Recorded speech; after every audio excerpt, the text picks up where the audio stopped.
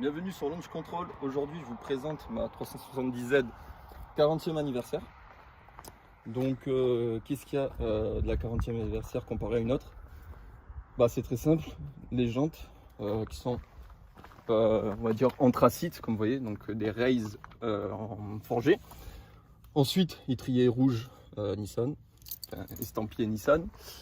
Le plus important, c'est l'intérieur, mais je vous le montrerai juste après.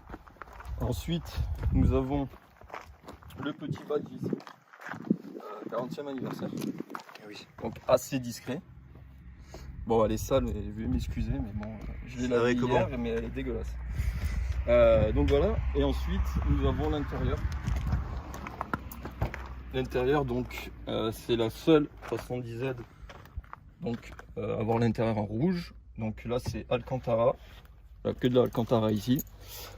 Le siège Alcantara au milieu et cuir sur le côté. Ici, vous avez l'inscription sur le siège, ici, 40e anniversaire. Le détail qui tue. Voilà, et après c'est à peu près tout ce qu'on a qui différencie d'une autre 310Z, on va dire.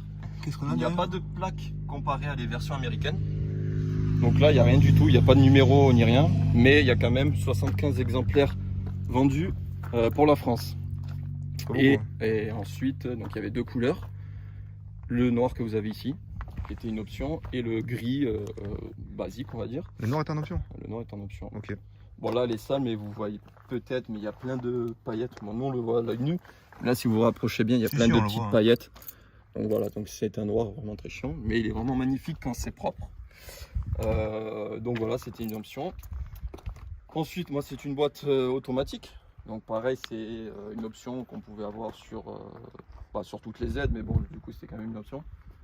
Donc ça fait encore un petit peu plus d'options sur celle-ci. Donc c'est à peu près tout ce qu'elle a, on va dire, comparé à une autre 310Z classique. Petite information, les palettes que vous avez ici. Après, je vais vous montrer à l'extérieur. Donc les palettes que vous voyez là sont des palettes de GTR. Voilà. Donc c'est d'origine, hein, mais c'est des palettes qu'on a sur des GTR de 2009 par exemple. C'est d'origine? Ouais, c'est d'origine, c'est des palettes. Vous voyez, il y a plein de choses de toute manière que Nissan utilise pour les autres voitures, je pense comme tous les constructeurs. Et du coup, les palettes et moi un peu le tableau d'affichage, etc. Il y a 2-3 trucs qui ressemblent à la GTR. Voilà. Ouais, c'est la petite sœur. Hein. Très Ouais, petite sœur, mais petite sœur. Alors, les gens qui disent, et là ça m'énerve concrètement, les gens qui disent, ah ouais, ça c'est un truc qui m'énerve. Déjà, une chose que les gens te disent, c'est une 350Z. Non. Oui, non, alors non, ça va, je suis d'accord. 350Z, vous dites que le phare, il est coupé ici. Voilà. Ça c'est une 350Z, ça c'est une 370. Vous voyez, il y a la petite signature. Ouais, effectivement. Donc ça c'est une 310. Et c'est exactement pareil à l'avant, on peut montrer. À l'avant. Bon, les feux ils ont été jaunis. Je tiens à m'excuser, je vais la renvoyer au carrossier pour qu'il me la refasse. Ouais, ça mais pareil, les phares ils sont coupés comme ça sur une 350, la 310 vous avez une petite virgule. Voilà, ça, et après, l'intérieur il est différencie, et les jantes, etc. Non, même sur la route, hein, ça se voit très bien que... Mais voilà, bon, déjà ça m'énerve quand les gens te disent une 350, non, c'est une 370. Et ensuite, ce qui m'énerve beaucoup, c'est les gens qui te disent c'est une mini GTR. Alors, je sais pas pourquoi les gens disent ça. Parce que c'est Nissan, c'est un V6, ok, c'est un V6, je vais vous montrer après. Mais c'est un V6 classique, atmosphérique. Sur une GTR, c'est un V6 biturbo. Donc déjà, il n'y a pas... c'est pas pareil, y a pas... Ça c'est une propulsion. Une GTR c'est 4 roues motrices. Alors la 4 roues motrices, entre guillemets, c'est plus une propulsion, mais au départ c'est une 4 roues motrices. En sachant que la GTR elle a deux boîtes, une à l'avant et une à l'arrière. Je dis ça parce que mon pote il a cassé sa boîte et ça c'était la transmission arrière qu'elle avait pris. Donc voilà. Et donc non, moi c'est une 370Z, c'est pas une mini GTR. Voilà. Il n'y a pas les chevaux, c'est pas une 4 roues motrices, il n'y a pas de turbo. C'est pas la même voiture. Voilà. C'est pas la même voiture, c'est pas le même prix aussi. C'est pas le même prix. Mais bon. C'est la petite sœur, on va dire. Mais ça n'a rien à voir avec une GTR. Alors du coup, je vais montrer. Ce qu'il faut se dire aussi, c'est que c'est un moteur de Renault qu'il y a dedans. Non. Si, c'est le moteur de la Velsati. Tiens, tu me l'as. Ah oui, la Velsati. Ah oui, c'est vrai. C'est le moteur Oh putain, il est bien chaud. C'est le moteur d'un Versati, donc c'est un V6. Bon, retravaillé par Nissan, hein, mais à la base c'est un moteur de... Alors ouais, par contre, cette voiture, elle chauffe. Je suis déjà essoufflé, je bois, le moteur est dégueulasse, vous m'excusez. Donc voilà, donc là c'est le V6 de la 370Z. Alors, faire une petite parenthèse, pourquoi 370Z? Simplement parce que c'est un 3,7 litres. Voilà. Ok, tout con. Et la 350, c'est un 3,5 litres. Voilà. C'est simple. Ça se trop la tête hein, chez Nissan. Non, mais au moins c'est efficace. Donc là, du coup, vous avez la partie que j'utilise le plus souvent dans le moteur, la batterie. Ouais, donc là, vous avez deux caches ici que vous soulevez et vous mettez vos petites pinces pour rallumer, pour démarrer la voiture. Effectivement, ouais. Ce que j'utilise tout le temps vu que je m'en sers une fois tous les 1000 ans et que du coup, elle démarre jamais. Voilà, donc là, c'est à peu près tout ce que j'utilise dans la voiture. Après, bon, le niveau d'huile. Ah, c'est pour le liquide de frein. Voilà, ça c'est tous les liquides, il y a l'huile, etc. Donc là, après, c'est d'origine, c'est la barre anti-renfoncement. Oui, ouais. Classique. Bon, là-bas, je voulais une Nismo, moi. Une version, les premières, en 2013. C'est juste que je suis tombé, quand j'ai acheté celle-ci, je suis vraiment tombé dans la mauvaise période. Et il y avait des grosses cartes grises. Et je voulais en faire importer d'Allemagne, du coup, une 370 Nismo. Au passage, quand on contacte directement les Allemands, alors je sais pas si c'est qu'avec moi, mais j'avais des réflexions genre je vends pas un français, non je vendrai jamais un français, et des trucs comme ça. Je passais par un mandataire, les mandataires ils disaient ils veulent pas vendre un français. Bon, bon voilà, c'était compliqué. Et en plus de ça, j'avais une carte grise qui revenait à 8 000 € à l'époque où je voulais l'acheter. Donc 8 000 € sans voiture à 32 déjà. Et maintenant elle sera combien la carte grise? Ouais, elle doit être à 2 000 €. Incroyable. Voilà. Et c'était il y a 5 ans? 10 ans? 4 ans. 4 ans. Ouais, 10 ans. 4-5 ouais. ans. Donc du coup, je suis tombé sur elle. Voilà, je suis tombé vraiment par hasard dessus. À la base, je cherchais même pas une 40e anniversaire, je savais même pas que ça existait. Puis je suis tombé dessus, j'ai dit putain, elle est belle en noir avec l'intérieur rouge et tout, c'est stylé. Et puis je suis allé la voir, j'ai vu que c'était une 40e anniversaire. Et après, je me suis renseigné un petit peu sur la voiture. J'ai vu qu'il y en avait que 75 exemplaires en France, 370 en Europe. Donc du coup, j'ai dit, ah, franchement, elle est top et tout. Du coup, je l'ai pris direct. Et j'ai eu de la chance, on va dire, entre guillemets. Bon, ça, je trouve ça vraiment stylé. Genre, ouais. Alors, faut savoir que ça, j'ai vu ce... Alors, pas ce diffuseur-là, mais ce modèle de diffuseur sur une M2, c'est dégueulasse. Enfin, pour moi, je trouve que c'est dégueulasse sur une M2. Ouais. Mais sur les japonais, je trouve que c'est... C'est sûr que sur une M2, ça doit faire bizarre. Ah, c'est horrible. C'est sacrilège. Mais ouais, non, là, ça rend bien. Tout est d'origine. Full stock, et je compte rien changer dessus. Vous voyez, la ligne, elle est un petit peu bouffée. Bon, après, ah oui. Voilà. C'est un méplat. Voilà. Quand j'ai acheté la voiture, malheureusement, ça s'était cassé. Mais bon, du coup, je l'ai remplacé. Ça m'a coûté 150 €, je crois. J'ai des vidéos où mon frère démonte toute la voiture. Je vais bien vous montrer.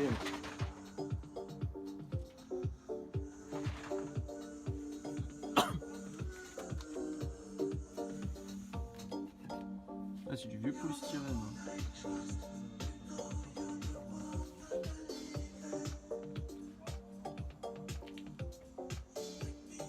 Déjà, je vous le coffre avec mon petit lion.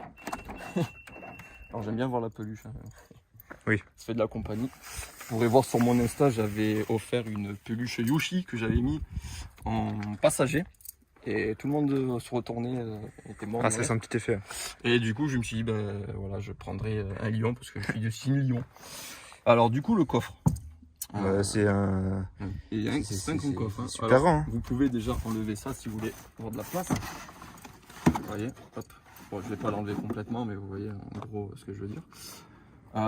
Souvent, j'ai dû aller faire les courses avec. Au drive et franchement on peut mettre pas mal de choses. C'est super grand. On peut mettre vraiment. Après il n'y a pas de place à l'arrière donc forcément j'espère bien que c'est un peu grand derrière. Petite place, je vous montrerai après. Mais c'est vraiment léger. Mais en gros ce qui rentre pas c'est les packs de bouteilles d'1 litre, on peut pas les mettre là. Ah oui, ouais. Aussi, il faut les mettre devant mais c'est pas très grave, il y a vraiment de la place dans le coffre. Donc du coup ensuite je vais vous montrer ce qu'il y a en dessous. Alors ça c'est pas des poils d'animaux, hein, c'est juste ma peluche qui met des poils. Il n'y a jamais un bestiau qui montera dans ma voiture, hein, je préfère préciser. Donc voilà, donc là c'est le caisson Boss. Donc il n'y a, pas de roue de secours, il n'y a rien. Il y a le caisson Boss et derrière il y a la petite trousse à outils, des conneries. Mais voilà, c'est tout ce qu'il y a. Et donc bon, le caisson Boss, je vous explique, il fait son petit effet, hein. Il y a un bon petit son. Alors t'as pas de roue de secours, mais est-ce que t'as le kit anti-crevaison? Alors là, j'en sais rien. Je sais pas. Je sais pas. Je sais que maintenant ils mettent quasiment que des kits anti-crevaison et plus de roue de secours. Mais non. On verra si tu crèves. Alors, petite anecdote. Je me suis pris une petite vis qui devait être comme ça, dans le pneu. Quand je suis allé la faire réparer, le mec il m'a dit mais comment c'est possible? comment c'est rentré ça? Je fais là, en plus côté gauche. Ouais. Alors bon, c'était bien drôle. Mais sachant qu'il y a tout le monde qui est passé avant moi, personne n'a eu, il n'y a que moi qui me suis pris la oui, vis. bien sûr, évidemment. Mais du coup, il a réparé. Du coup, il a enlevé la vis, ça m'a coûté 10 balles. Voilà. Ah, mais ça n'a pas crevé. Il y avait rien qu'à c'est juste enfoncé, ouais. Juste voilà, enfoncé. Ah, putain, heureusement. Ensuite, bon, vous pouvez voir que mes pneus ils sont fatigués, il faut que je les change. Voilà. Et petite anecdote aussi, je sais pas où ils sont, on va vite les trouver.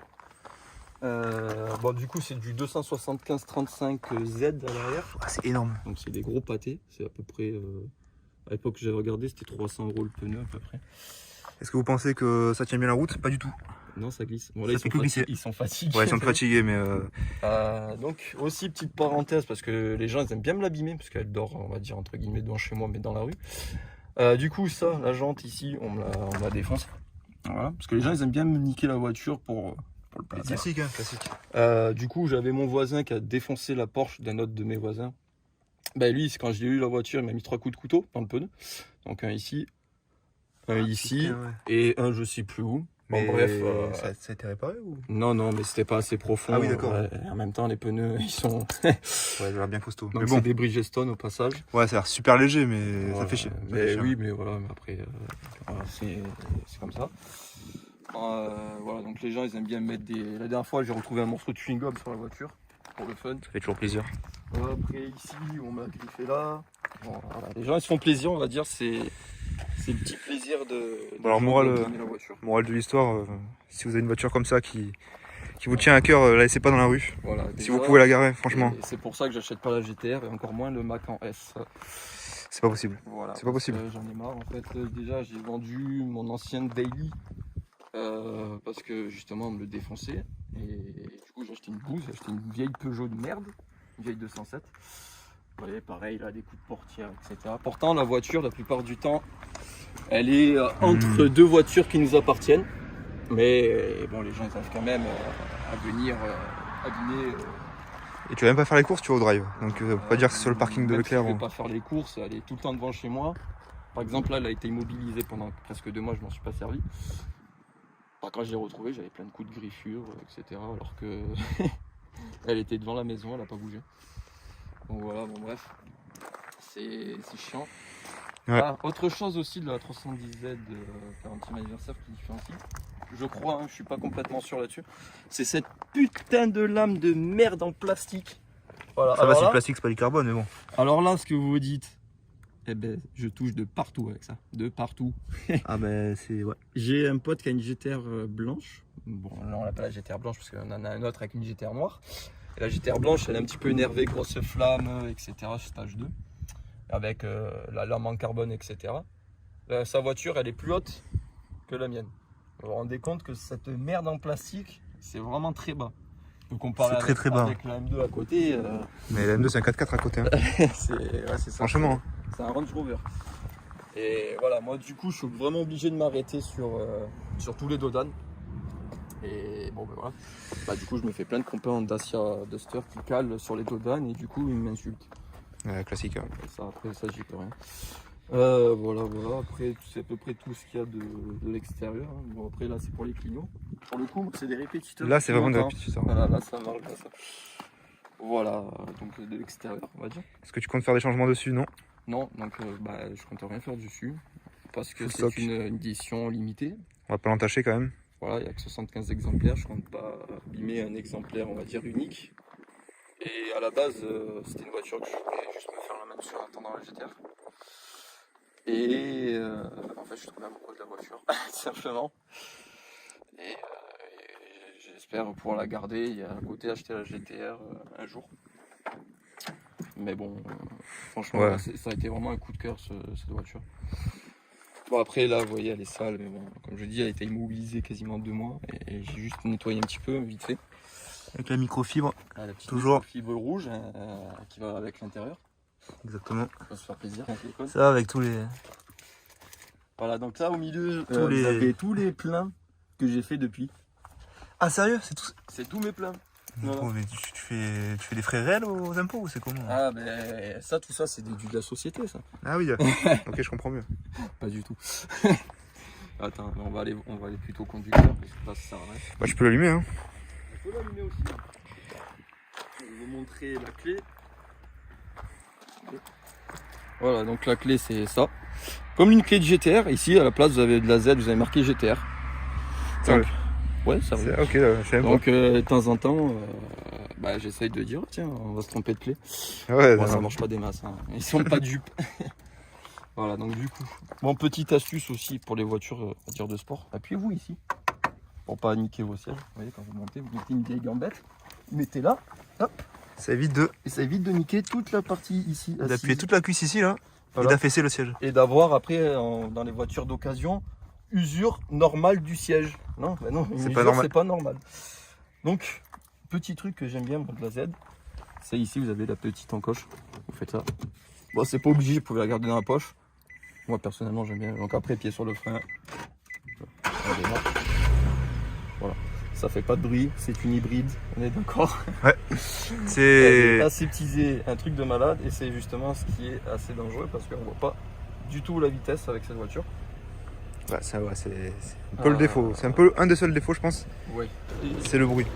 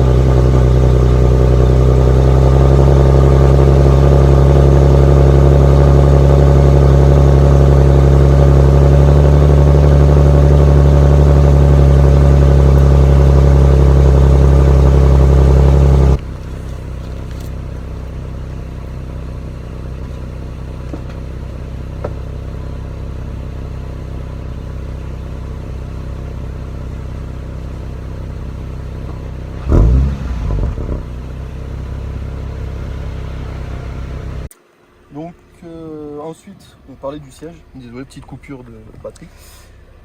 Le siège, donc là on peut régler le niveau de l'assise ici. Donc moi en gros le siège je l'ai mis comme ça. Mon cul au maximum vers le bas et le haut un petit peu plus haut. Ensuite ici vous avez tout ce qui est siège électrique. Donc avant et reculer le Alors c'est bizarre, il y a de manuel et de l'électrique. Voilà. Et ensuite ici vous avez une petite molette. Alors attends. Je vais prendre le téléphone. Je vais prendre le téléphone, je vais vous montrer. Ici vous avez une petite... Ouais, je filme bien. Ici vous avez une molette en fait. Et quand vous appuyez dessus, en fait ça va durcir l'assise ici pour avoir un meilleur maintien. Voilà. Donc il y a vraiment énormément de trucs pour le conducteur. Par contre le passager, bah, c'est Nissan. Déjà on n'a pas le même siège. Voilà, donc là vous n'avez pas le petit truc au milieu que moi j'ai ici en cuir. Et ensuite vous avez juste pour avancer et reculer le siège, vous voyez. Et après l'assise classique. Voilà. Donc Nissan il s'en fout du passager, c'est bien raison. Parce que le passager il a qu'à s'acheter une voiture. Voilà. Ensuite ici on a les sièges chauffants. Voilà. Petit siège chauffant. La voiture, donc c'est une boîte auto. Donc là c'est la boîte auto. Parking, marche arrière, neutre, drive. Ici c'est en drive en boîte auto. Et quand on la met ici, c'est en boîte manuelle, donc aux palettes, ici plus, ici moins. Et ensuite on peut passer avec le pommeau ici. Donc en gros je le mets ici. En avant c'est pour passer une vitesse et vers moi c'est pour rétrograder. C'est pas logique, moi je serais plutôt poussé pour rétrograder, tirer pour passer une vitesse. Mais bon écoutez c'est comme ça. Ensuite ici nous avons le bouton tout simplement, les warnings. Ici nous avons un bouton qui ne sert à rien. Alors ce bouton il sert pour les boîtes manuelles. Il va faire le talon pointe en gros pour faire plus simple.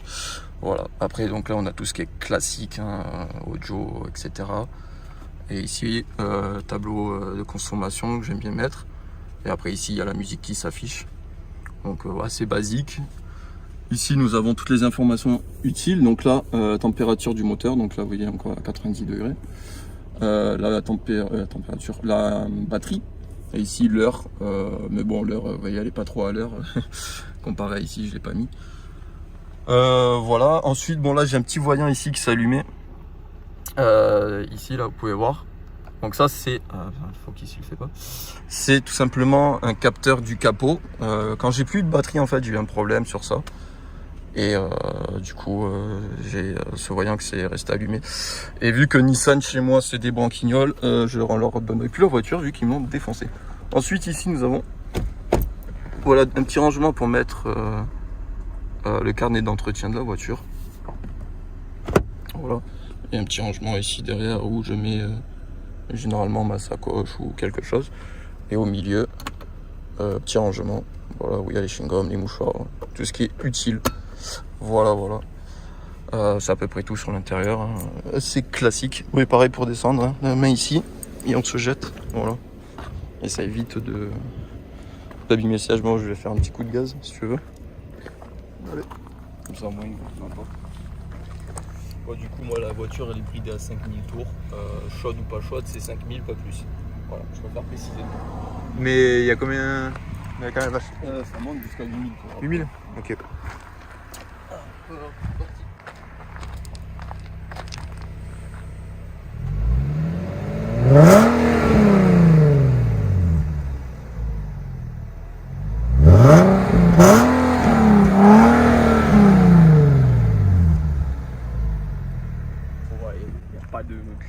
Alors, pas de furiture comme sur l'autre.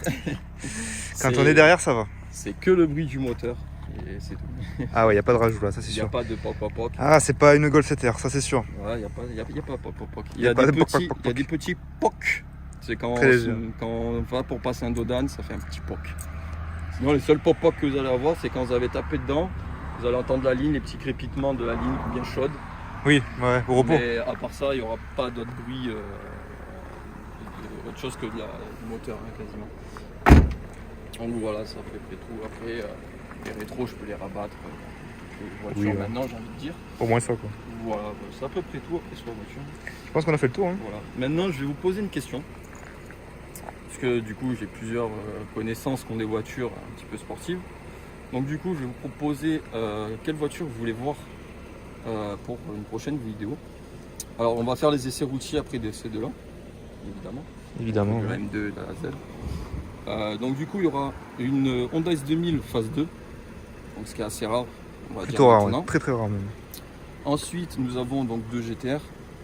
Bon voilà. Une préparée de stage 2 à 600 chevaux. 690 il me semble. Ah, possible, je sais plus. Bon, avec les flammes et tout. Ah, des grosses flammes. Bon, voilà, le classique GTR. Ligne, je sais plus la ligne. C'est par Armitrix. Armitrix, les deux, je précise. Les deux c'est Armitrix. Donc voilà. Ensuite nous avons une Audi TTS, une Porsche 911. Et je crois que j'oublie rien, non? Non, c'est bon. Je crois qu'on a tout. On est bon. Voilà. Après bon, on a des motos, mais moi j'ai pas le permis moto, pas pour l'instant. Et peut-être un jour. Présentera. En tout cas, mes motos j'aime bien aussi, mais plus tard. Donc voilà. Donc dites-nous en commentaire quelle voiture vous voulez. Et bon, vous la essaiera de la faire dès que possible. Donc voilà. Donc on vous souhaite une bonne fin de journée, une bonne soirée, comme vous voulez. C'était Launch Control. Ciao tout le monde.